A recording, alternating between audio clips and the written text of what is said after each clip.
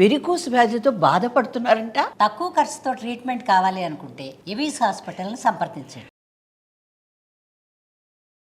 నమస్తే రమ్మగారు. నమస్తే జయ. మంచి స్టోరీ చెప్పండి. మామూలుగా మనం అత్త కోడళ్ళ తగాదాలు వింటామా జయ? మనం కోడళ్ళం అనుకో, అత్తగారులు అందరూ ఇలాగే చేస్తారనిపిస్తుంది కదా. అదే మనమే అత్తగారు అయ్యామనుకో, ఈ కాలం పిల్లలతో పితపకాలం పితబుద్ధులు అంటాం. పాపిష్టి పిల్లలు. ప్రెసెంట్ మనం ఫస్ట్ వర్షన్ లో ఉన్నాం రమ్మగారు. అదే మీరు నేను కూడా. ఈ పిల్లల్ని సరిగ్గా పెంచలేదు, పిల్లల పెంపకాలు బాగోలేదు, ఆ తల్లి ముండకు బుద్ధి లేదు, ఇలాంటివి తిట్టేస్తా నానా మాటలు అంటాం. తల్లుల పెంపకం అలా ఉంది, అంతే కదా. అంతే. అదే మన పిల్లలు సరిగ్గా లేరనుకో, మన పిల్లల ఫ్రెండ్స్ సరిగ్గా లేరంటాం. ఆ జతలు మంచివి కాదు, అందుకని ఇలాంటివి వచ్చినాయి. వాళ్ళు ఎవరితో జత కట్టి ఇలాంటి మాటలు ఇప్పుడు పక్కన వాళ్ళ మీదే పడతాం. మనం కోడళ్ళుగా ఉంటే అత్తలది తప్పు, అత్తలుగా ఉంటే కోడళ్ళగా తప్పు కదా. అంతే అంతే. ఒక కథ చదివాను జయ, భలే ఇంట్రెస్టింగ్గా ఉంది, నాకు నచ్చింది. ఒక ఊళ్ళోట ఓ శాంతమ్మ గారు ఉన్నారు. ఆయనేమో ఒక సూరపరాజు గారు, మంచి సంపాదన పరులు, బాగా ఆస్తి స్వాస్తి ఉన్నాయి. ఈవిడ ఒక మాట, ఒట్టి ఒక మాటకి 10 మాటలు, 10 మాటలకి 10,000 మాటలు అనే రకం ఆవిడ. Okay, very good. కయ్యానికి కాలు దూవుతుంది, ఏ చిన్నది వచ్చినా విసుకుంటూనే ఉంటుంది, రుంజుకుంటూ ఉంటుంది, పైకి అనేస్తుంది, నీదే తప్పు అంటుంది, మీ వాళ్ళందరూ ఇంతే అంటుంది, నీలాంటి వాళ్ళు ఎంతమందిని చూడలేదు అంటుంది, నేను ఇంత పనితి తెలుసు, మీ అమ్మ కూడా ఇంతే అంటుంది. ఇక ఇన్ని రకాలుగా అనే ఈ మామూలు కోపిష్టిది కాదు.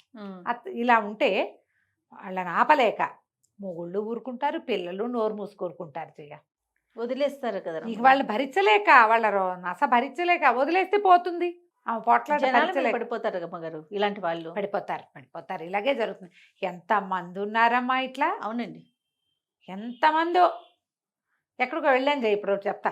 ఎక్కడికో వెళ్ళాం, ఆవిడెవరో ఫోటో అడిగారు మిమ్మల్ని. ఫోటో అడిగితే ఏమైనా ఫోటో తీసుకొచ్చా అన్నారు.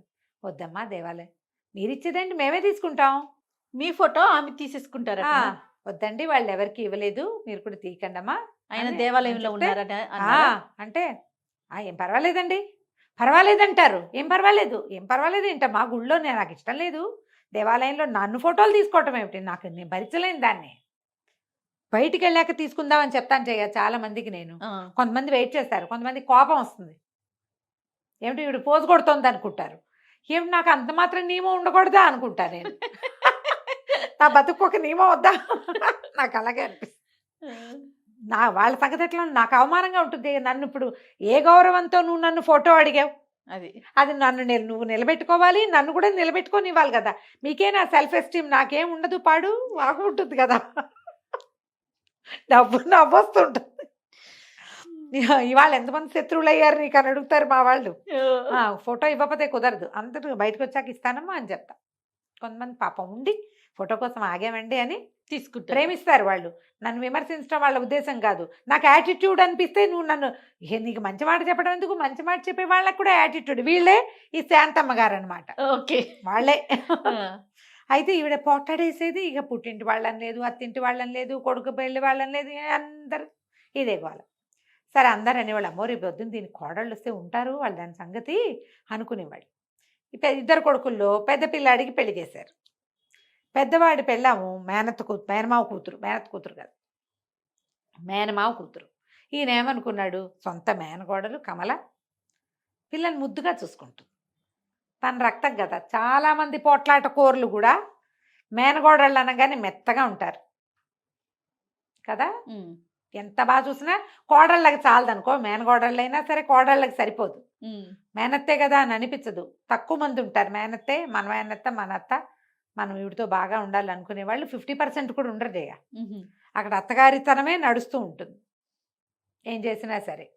సరే బాగుంటుంది అనుకుంటే ఇక మేనగోడల్ని కూడా ఆవిడ వదల్లా, అన్నిటికీ కసిరేది, కేకలేసేది, తిట్టేది, మీ అమ్మ ఇంతేననేది, నువ్వు ఇంతేననేది, ఏదో అనేది అనేది అనేది అనేది విరక్తి పుట్టింది దానికి, ఆ కమలకి, ఆ పిల్లకి విరక్తి పుట్టి, నేనుండను, నేను రాను, వేరు కాపురం పెడితేనే వస్తా, నన్ను తీసుకురావడానికి రా, నువ్వు మీ అమ్మ దగ్గరికి అయితే నేను రాను బాబా అని మొగుడికి చెప్పేసింది, వెళ్ళిపోయింది. ఏం చేస్తారు, ఆలోచించి ఈయన పెద్ద పిల్లాన్ని బయట పెట్టడం ఇష్టం లేదు, వ్యాపారం అంతా కలుసున్న వ్యాపారం, ఇవాళ ఇల్లు వేరైతే రేపొద్దున వ్యాపారాలు వేరైపోతాయి. ఆలోచించి రాజుగారు ఏం చేశారు, సరే వేరే ఇల్లు తీసుకుని పిల్లని కాపురానికి తీసుకొచ్చారు. సరే కొన్నాళ్ళకి వాళ్ళకి ఒక కొడుకు కూడా పుట్టాడు. రెండో పిల్లాడి పెళ్లి సంబంధాలు రాలా. ఈయనకి భయం పట్టుకుంది. ఉన్న ఒక బావమరిది కూతుర్ని ఇక్కడ చేసాం, ఇదేమో ఇట్టా తగలబడింది, ఎవరిని తెస్తే ఏమవుతుందో. ఎవరిని తెచ్చినా ఇదే కదా. ఇక రోజులు గడిచినాయి. సరే ఏమైంది, ఈయన ఒకనాడు పై ఊళ్ళో ఉన్న ఒక స్నేహితుడిని కలవడానికి వెళ్ళారు. కొంచెం కలిగిన కుటుంబమే వాళ్ళు కూడా, వీళ్ళలాగానే స్థితిపరులు. అయితే ఏమైంది, వాళ్ళ ఇంటికి వెళ్తే ఈయన కబుర్లు చెప్పుకుంటున్నారు. ఆయనకు ఒక కూతురు ఉంది, ఇంకా ఎవరో 2-3 పిల్లలు ఉన్నారు. పిల్ల కొంచెం చక్కగా కుదురుగా ముచ్చటగా చూడడానికి బాగుంది, జడగీడ చక్కగా ఉంది. పిల్ల అటు ఇటు తిరుగుతుంది. ఈ లోపల ఏమైంది, వీళ్ళు పిచ్చాపాటి హాల్లో కూర్చొని మాట్లాడుకుంటున్నారు. లోపల ఏదో వంట ప్రయత్నం చేసుకుంటున్నారు తల్లి కూతుళ్ళు కలిసి. ఒక చీరల వ్యాపారస్తుడు వచ్చాడు. వచ్చేసరికల్లా చీరల వ్యాపారస్తుడు అయ్యగారిని ఈయన పలకరించాడు. ఆ ఇంటి ఆయన పిల్ల తండ్రిని పలకరించిన తర్వాత ఏమన్నాడు, అమ్మాయి గారు దోసెడు వెడల్పు ఉన్న అంచున్న చీరలు తెమ్మన్నారు, గుంటూరు చీరలు వచ్చినాయండి, అందుకని అమ్మాయి గారి కోసం వచ్చాను అని చెప్పాడు. చెప్పేసరికల్లా లోపల ఈయన కేకేశాడు, అమ్మాయి విమల, చీరలు ఆయన ఎవరో వచ్చాడు, నువ్వు కావాలన్న చీరలట, రారా అన్నాడు. అనేసరికల్లా ఆ అమ్మాయి బయటకు వచ్చి ఈ చీరలు ఆయన చూసి, వచ్చారా కూర్చోండి ఇప్పుడే వస్తానని లోపలికి వెళ్ళి ఓ పాత చీర పట్టుకొచ్చింది. హాల్లోనే జరుగుతోంది. పెద్దవాళ్ళు ఇద్దరు సోఫాల్లో కుర్చీల్లో అవతల కూర్చున్నారు. గుమ్మం దగ్గర ఈ పక్కన ఇంకొంచెం ప్లేస్ ఉంది, ఇక్కడ కూర్చున్నాడు. చీరల వాళ్ళు ఏముంది, మూటలు తెస్తారుగా, మూటలు అవి ఓపెన్ చేయడానికి తివాసి ఏదో పరిచింది, తివాసి మీద పెట్టుకున్నాడు. ఆయన ఊడదీస్తున్నాడు. తీస్తుంటే ఈ పిల్లల లోపల నుంచి వచ్చి, ఈ చీర గుర్తుపట్టారా? ఆయన ఏదో పాత చీరలే ఉంది కదమ్మా అన్నాడు. మీరు ఇచ్చిందేనండి, ఎంత వేలో తీసుకున్నారు, చిరగాల్సిందే కానీ రంగు పోదన్నారు, 3వ ఉతుక్కి ఇట్లా అయిపోయింది, జరి అంతా వెలా తెలబోతోంది, ఇప్పుడు మళ్ళీ మీరు నాకు కొత్త చీరలు తెచ్చిస్తే ముందు దీనికి సమాధానం చెప్పండి, ముందు సమాధానం చెప్పాలిగా అనేసరికల్లా ఆయన కళ్ళబెళ్ళబడి, అయ్యో అమ్మ ఇలా అయిందే, చీరకి చీరిస్తాను మీకు, నాకు చీరకి చీరొద్దు, మీరు వచ్చారు నేను కట్టుకున్నా తడిపా, ఇలా అవదని గ్యారంటీ ఏమిటి నాకు? మీరు ఇంతకుముందు కూడా ఇలాగే అద్భుతమైనవి గట్టంచు చీర తిరగాల్సిందే కానీ రంగు పోదన్నారు, ఇదేమో 3వసారికే పాతగుడ్డయింది, మిమ్మల్ని నమ్మి తీసుకుంటే మీరు నమ్మకం నిలబెట్టుకోవాలి కదా, మీరు గ్యారంటీ ఇవ్వగలిగే బట్ట ఉంటేనే చూపించండి, లేకపోతే నాకొద్దు. ఏ చీరలైతే ఈ అమ్మాయి కోసం తెచ్చాడో ఆయన అవి చూపించలే, వేరే ఏవో పట్టు చీరలు చూపించి వెళ్ళిపోయాడు. ఈయనకి రాజుగారి కళ్ళు మెరిసిపోయినాయి. అబ్బా, పిల్ల ఎంత రీజనింగ్ తోటి మాట్లాడుతోంది, గట్టిగా తిట్టలా, తిట్టు కాదు అది, నిలదీస్తోంది, నిలదీత. సరే ఏమన్నాడు ఈయన స్నేహితుడితో చెప్పాడు, ఏమో వెంకటరత్నం నువ్వు నాకు ఒక మాట ఇవ్వాలోయ్ అన్నాడు. అంతకంటేనా నీకేం కావాలో చెప్పన్నాడు. మీ పిల్లని మా చిన్నవాడికి ఇచ్చేబోయ్ అని అడిగాడు. ఆయన ఆశ్చర్యపోయాడు, ఎంత మాట అన్నావు నువ్వు, అయ్య బాబోయ్ మా పిల్లని ఇవ్వటం ఏమిటి, బ్రహ్మాండంగా ఇచ్చేస్తాను, మామూలుగా కాదు, చేసుకో మా పిల్లని చేసుకుందు కానీ అన్నాడు. ఈయన ఇంటికి వెళ్ళి పిల్లని కుదిర్చాను అనేసరికి ఆవిడ రుసరుసలాడి దుమదుమలాడి పిల్లని చూడకుండా నేనా అదే ఇదే అంది. కానీ ఆయన ఆ వెంకటరత్నం గారు బాగా పెట్టుపోతా బాగా చూపించేసరికి మేనగోడలు తెచ్చిద్దారు కంటే ఇంకో గుప్పెడు ఎక్కువే వచ్చినాయని బూరుకుంది.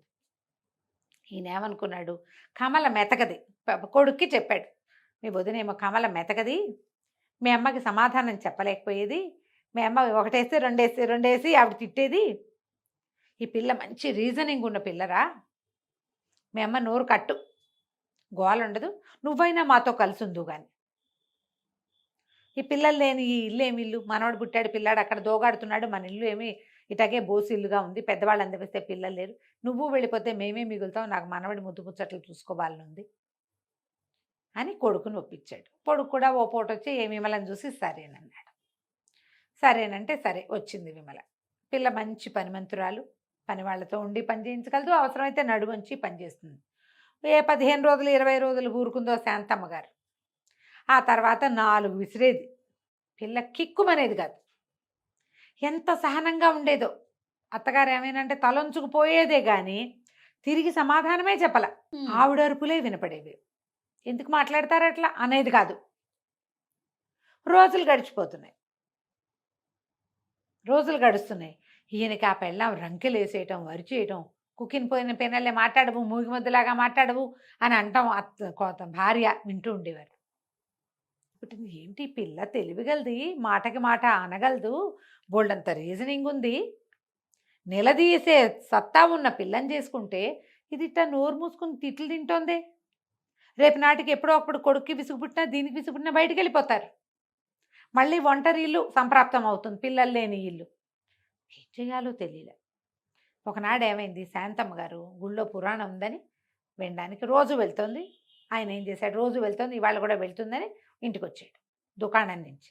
ఆవిడ వెళ్ళిపోయింది గుళ్ళోకి. ఈయన కోడల దగ్గర కూర్చున్నాడు, కేకలిస్తాడు. కేకేసి మంచినీళ్ళు తెమ్మంటే ఏదో పలహారం తెచ్చింది, మామగారి దగ్గర విసనకర్ర పెట్టి చుట్టూ కూర్చుంది. ఈయన అడిగాడు, ఏమమ్మా నువ్వెంత గట్టిదానివి, ఆ రోజు నువ్వు బట్టల వ్యాపారస్తుడు నేను నిలదీసిన విధానం చూసే కదా పెళ్లి చేసుకున్నా నేను నిన్ను చేసుకున్నాను. మీ అత్తగారు అట్లా నోటికొచ్చినట్టుగా చెలిగి పారేస్తుంటే నువ్వు నోరెత్తకుండా ఉంటావేమిటమ్మా, ఇంత సహనం ఎక్కడి తల్లి నీకు, వెధవ 2 రూపాయలు పారేస్తే వచ్చే చీరకి అంత నిలదీస్తువి, ఎందుకమ్మా మాట్లాడవు అన్నాడు. అనేసరికల్లా అమ్మాయింది, అది కాదండి మావయ్య గారు, వ్యాపారస్తుడితో మనకి వ్యాపార సంబంధాలు అవి, మన డబ్బు దానికి తగిన ప్రతిఫలం. మనం ఒక వస్తువు కొన్నామంటే దానికి తగిన డబ్బు ఇచ్చుకుంటాం, మన డబ్బుకి తగిన ప్రతిఫలం చీరలోంచి రావాలి, వస్తువులోంచి. అది సరిగ్గా లేకపోతే మనం అడగాలి. నేను అందుకని అడిగాను. ఇప్పుడు ఇక్కడ నన్ను నానా మాటలు అనేది మా అత్తగారు, నా భర్తకి తల్లి, మా ఇంటి పెద్ద ముత్తైదువు. నేను ఆవిడని ఏమంటాను? ఏమైనా అంటే ఇప్పుడు వ్యాపారస్తుడు వాడు కాకపోతే ఇంకోటి వస్తాడు, ఈవిని తిడితే నాకు ఇంకో అత్తగారు వస్తుందా? తిరగబెడితే ఏముంది, తెగిపోతుంది. అక్కయ్య ఎట్లాగే కదా తెంపుకుని వేరే చోటకి వెళ్ళిపోయింది. నేను కూడా తెంపేస్తే ఎంతసేపు అనటం, అనగలిగి ఉండి ఎందుకంటే లేదంటే తెంపేస్తే తెగిపోతుంది.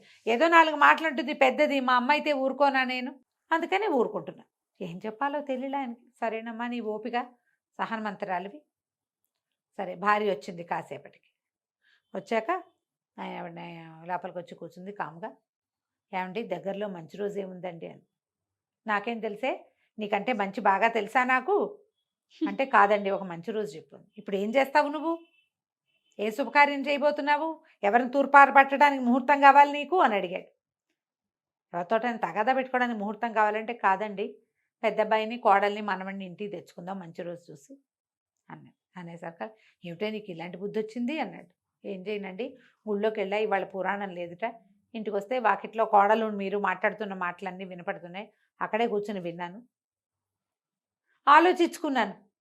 ఈ పిల్లని చెడగొట్టుకుంటే నాకు మంచినీళ్ళు పోసే దిక్కు కూడా ఉండదు, అది ఊరుకుంటోందని నేను రెచ్చిపోతున్నాను.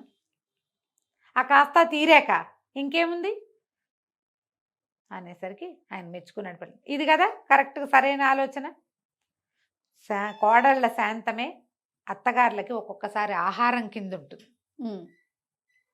అత్తగారి శాంతము కోడళ్ళకి అలాగే ఉంటుందమ్మా.